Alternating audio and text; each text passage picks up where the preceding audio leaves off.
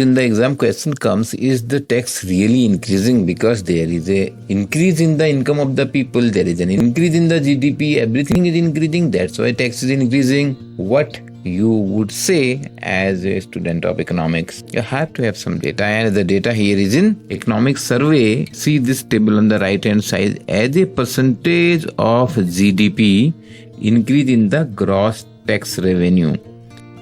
So gross tax, the total tax here has come to 11.7% of GDP. It is growing year on year. In this, both direct tax, the red one, and indirect taxes, both are increasing. You can also understand that the contribution of direct tax is higher than that of the indirect taxes. 15.8% growth in direct taxes and 10.6% growth in indirect taxes over 2023. 55% of gross tax revenue accrued from the direct taxes and remaining 45% from the indirect taxes.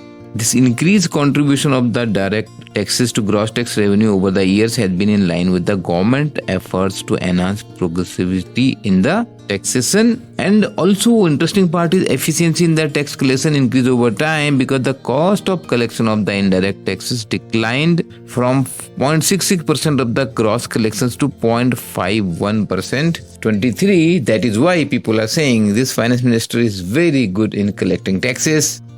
The impact of which you can also see the fiscal deficit is managed very well. I understand you and me don't like this much of tax, but this is the data. You are finding it useful? Like the video, subscribe to the channel for 50% faster preparation only at ixamBee.